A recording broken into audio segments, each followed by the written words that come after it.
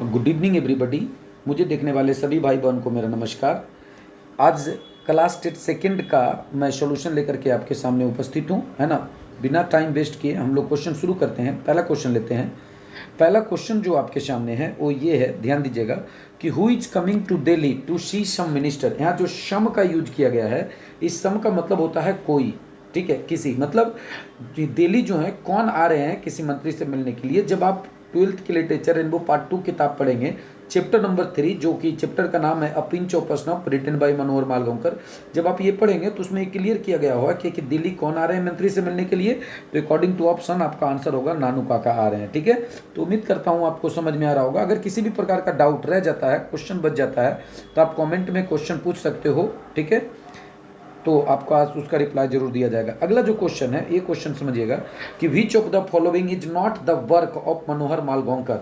अगर हम लोग इस क्वेश्चन की बात करें तो अगर इसका आंसर सोचिए तो मनोहर मालगांवकर की रचना इनमें से कौन नहीं है, ठीक है। तो जब आप किताब पढ़ेंगे तो वहां पर पता चलेगा कि ये जो आपका क्वेश्चन है ना, ये जो आपका क्वेश्चन है टू लीव्स एंड बर्ड, ये जो है ये वाली उनकी रचना नहीं है। बाकी जो द प्रिंसेस है वो उनकी रचना है, बॉम्बे बिबियर उन्हीं की रचना है, डिस्टेंट ड्रम भी उन्हीं की रचना है, लेकिन टू लीव्स एंड बर्ड ये उनकी रचना नहीं है, ठीक है।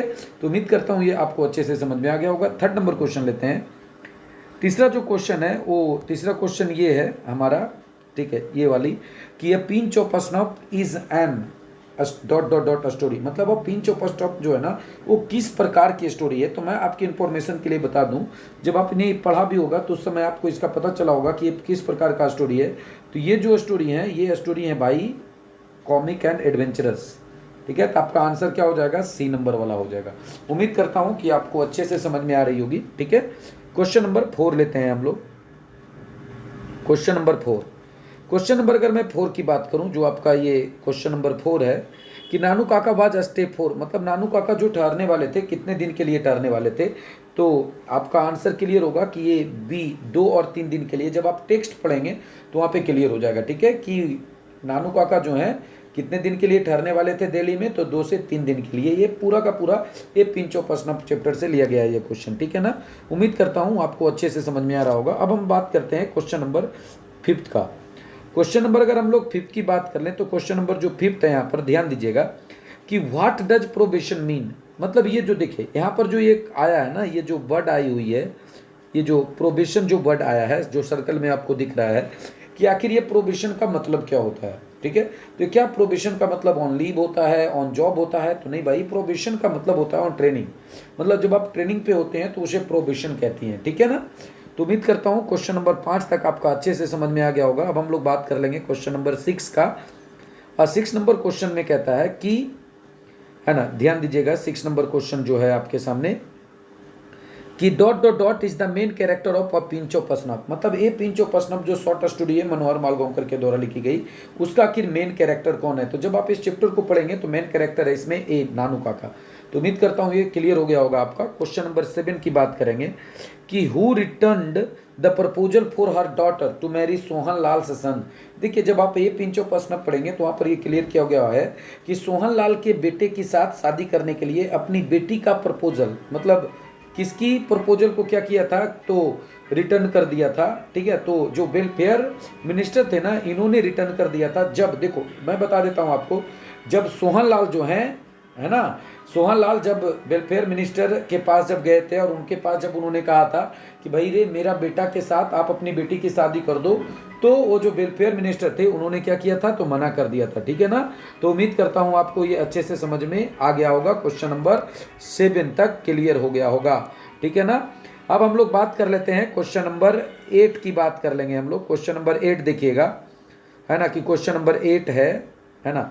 और क्वेश्चन नंबर 8 में कहता है इन लिंग्विस्टिक इमरजेंसी नानू काका ऑलवेज टर्न टू। मतलब लिंग्विस्टिक इमरजेंसी में नानू काका हमेशा परिवर्तित हो जाते थे, बदल जाते थे, किस चीज में। तो आपका आंसर है मदर टंग। यहाँ पर एक क्वेश्चन आएगी, है ना, यहाँ पर क्वेश्चन आपका ये है कि आखिर लिंग्विस्टिक इमरजेंसी क्या होता है। तो मैं आपकी इन्फॉर्मेशन के लिए बता दूं, लिंग्विस्टिक इमरजेंसी का मतलब होता है कि जो भाषा का जो इमरजेंसी होता है ना, वही क्या होता है, तो लिंग्विस्टिक इमरजेंसी होता है, ठीक है ना। तो क्वेश्चन नंबर 9 नंबर में हम लोग अब देख लेते हैं 9 नंबर क्वेश्चन क्या है, ध्यान दीजिएगा। 9 नंबर क्वेश्चन है कि after writing check Nanu Kaka told me to call my, ध्यान दीजिएगा कि चेक लिखने के बाद नानू काका ने मुझे बोला। यहाँ जो मी का यूज किया गया है बालक, वो मी का यूज किया गया है मनोहर मालगांवकर राइटर के लिए। तो राइटर को आखिर नानू काका ने किसे बुलाने के लिए कहा था, ठीक है। तो मैं आपको बता दूं, डी धोबी को बुलाने के लिए क्या कहा था, ठीक है ना। क्लियर हो गया ये। अब क्वेश्चन नंबर हम लोग 10 नंबर ले लेते हैं, 10 नंबर क्वेश्चन कि who turned to a liveried shopper. देखो यहाँ जो लिवरेड शॉपर है इसका मतलब होता है कि ड्राइवर इन ड्रेस, जो यूनिफॉर्म वाली जो ड्राइवर होते हैं उन्हें कहते हैं लिवरेड शॉपर, ठीक है ना। तो आखिर ये कौन बने थे, ठीक है। तो इसमें मनोहर मालगांवकर ये रोल अदा किया था उस ड्राइवर का, तो आंसर आपका नरेटर हो जाएगा, ठीक है ना। क्वेश्चन नंबर हम लोग बात करते हैं 11 नंबर से, और 11 नंबर से जो क्वेश्चन है आपका वो I have a dream chapter से क्वेश्चन लिया गया है, जिनके writer Martin Luther king junior है, ठीक है ना। तो क्वेश्चन नंबर अगर हम लोग 11 की बात करें तो क्वेश्चन नंबर 11 है Martin Luther king dislikes dot dot dot discrimination. मतलब मार्टिन लूथर किंग जो है वो किस प्रकार के डिस्क्रिमिनेशन को डिसलाइक करते थे, तो रेशियल डिस्क्रिमिनेशन को डिसलाइक करते थे, ठीक है ना।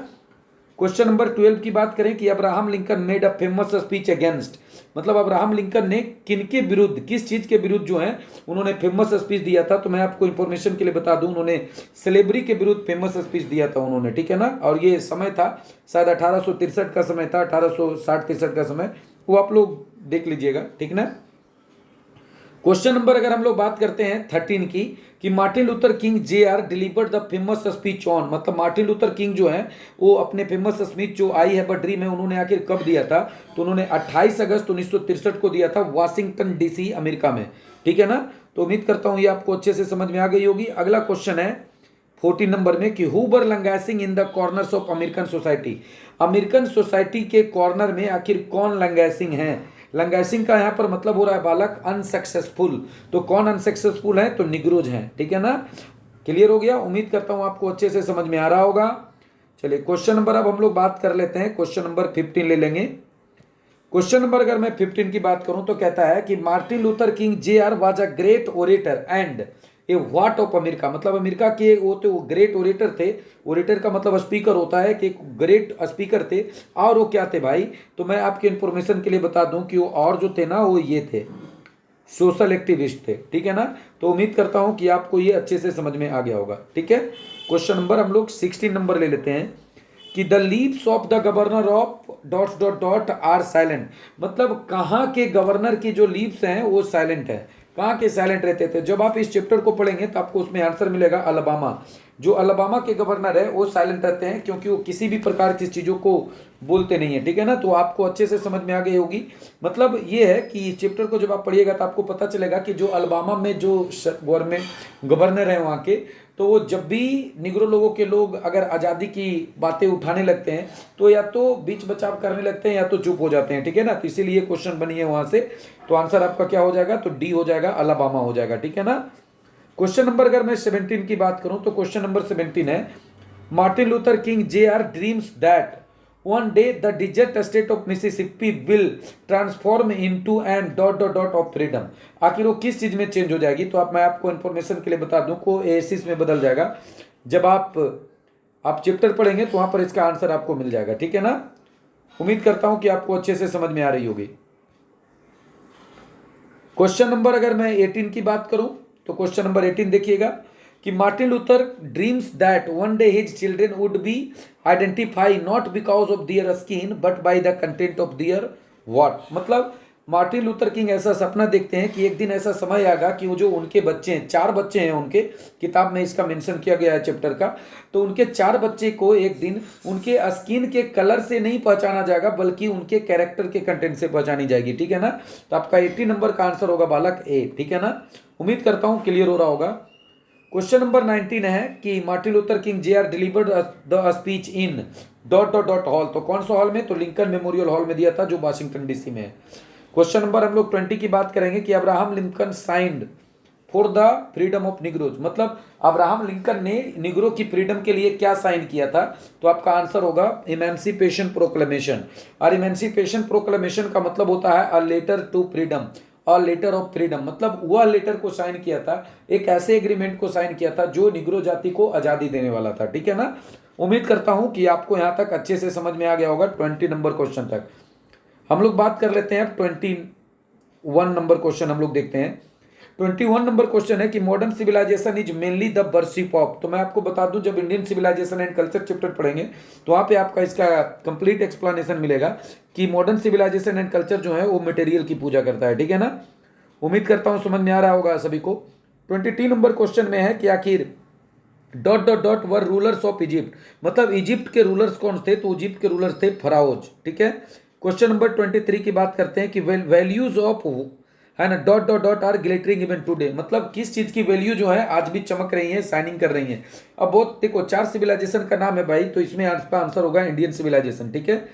तो उम्मीद करता हूं आपको यहां तक क्लियर हो गया होगा। क्वेश्चन नंबर 24 लेते हैं, और 24 नंबर अगर मैं क्वेश्चन की बात करूं कि डॉट डॉट डॉट प्रीफर्स है ना स्पिरिचुअलिज्म टू मटेरियलिज्म, मतलब कि भाई कि मटेरियलिज्म से ज्यादा स्पिरिचुअलिज्म को पसंद करने वाले व्यक्ति कौन है, तो ये आपका आंसर मिल जाएगा, वो एम गांधी है, महात्मा गांधी है, ठीक है। तो उम्मीद करता हूं यहां तक क्लियर हो गया होगा। क्वेश्चन नंबर 25 ले लेते हैं कि our fore father saw that kings and their swords were inferior to, मतलब जो राजा लोगों की जो तलवार थी वो किन से इंफीरियर मानी जाती थी, किन से कमजोर मानी जाती थी, किन से नीचा मानी जाती थी, तो तलवार थी स्वर्ड्स ऑफ एथिक्स की। जब इंडियन सिविलाइजेशन एंड कल्चर आप चैप्टर निकालेंगे तो पैरा नंबर शायद 8 होगा, है ना, आप जब उसको पढ़िएगा तो वहां पर इसका आंसर आपको मिल जाएगा, ठीक है ना। 8 हो या 9 हो आप देख लीजिएगा, ठीक है। क्वेश्चन नंबर अगर मैं 26 की बात करूं तो क्वेश्चन नंबर 26 है what does the western civilization propagate. Propagate का मतलब आप स्पिरिट कह सकते हो, डेवलप कह सकते हो, कि जो वेस्टर्न सिविलाइजेशन है आखिर वो क्या फैलाती है। तो मैं आपको बता दूं इन्फॉर्मेशन के लिए कि इसका आंसर होगा ए, इमोरलिटी को फैलाती है, अनैतिकता को फैलाती है, ठीक है ना। उम्मीद करता हूं यहां तक क्लियर हो गया होगा बालक। क्वेश्चन नंबर हम लोग 27 लेते हैं कि Mahatma Gandhi in his essay deals in, मतलब महात्मा गांधी जो है ना अपने ऐसे में किस चीज की बात करते हैं, तो डेफिनेटली वो सिविलाइजेशन एंड कल्चर की बात करते हैं, तो आपका आंसर होगा सी। उम्मीद करता हूं क्वेश्चन नंबर 27 तक 100% आप सभी का सिचुएशन क्लियर हो गया होगा। हम लोग अब बात करेंगे क्वेश्चन नंबर 28 से, और 28 नंबर क्वेश्चन अगर हम लोग लेते हैं कि where were the gangs of thieves and robbers, मतलब है ना जो थीव्स के गैंग्स हैं, रॉबर्स के गैंग्स हैं, आखिर कहाँ थे, तो आपका आंसर होगा बी, सिटीज में होते थे ऐसे, ठीक है। आज भी देखो तो शहर में आपको चोरों और डाकू का गैंग ज्यादा मिलेगा, गांव में नहीं मिलेगा।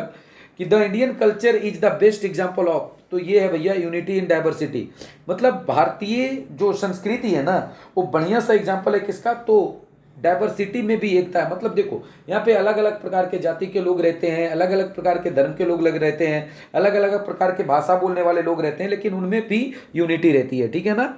उम्मीद करता हूँ क्लियर हो रहा होगा। 30 नंबर क्वेश्चन लेते हैं कि doctor Hussain was one of our greatest freedom fighters as well as an eminent. Eminent का मतलब होता है फेमस, मतलब वो फ्रीडम फाइटर्स, महान फ्रीडम फाइटर्स में थे तो एक थे ही, लेकिन और क्या थे, तो और थे भैया एजुकेशनिस्ट थे, ठीक है ना।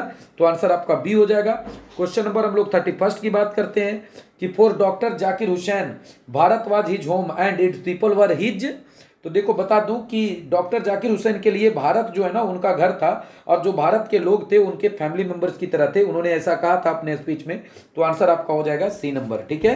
क्वेश्चन नंबर हम लोग बात कर लेते हैं 32 कि doctor Zakir Hussain pledges himself to the service of the totality of India's, मतलब डॉक्टर जाकिर हुसैन अपने आप को ये शपथ दिलाते हैं, कसम खाते हैं कि वो पूर्ण रूपेण से भारत की कल्चर की सेवा करेंगे, ठीक है ना। तो आपका आंसर हो जाएगा कल्चर, बी हो जाएगा ये इसका आंसर, ठीक है ना। क्वेश्चन नंबर 33 अगर हम लोग लेंगे कि what was the tenure of doctor Zakir Hussain as the president of India, मतलब भारत के राष्ट्रपति के रूप में डॉक्टर जाकिर हुसैन का कार्यकाल कितना रहा था। ये जो टेनर जैसा जो शब्द आया है इसका मतलब होता है वर्किंग पीरियड। तो आपका आंसर होगा ए, 1967 से लेकर के 1969 तक वो राष्ट्रपति रहे थे, और उसके बाद राष्ट्रपति भवन में ही उनकी मृत्यु हो गई थी, ठीक है ना। तो 33 नंबर तक क्वेश्चन हम लोगों ने कर लिया है। अब हम लोग बात करेंगे 34 नंबर क्वेश्चन की, हम लोग बात करेंगे, देखिएगा ध्यान से।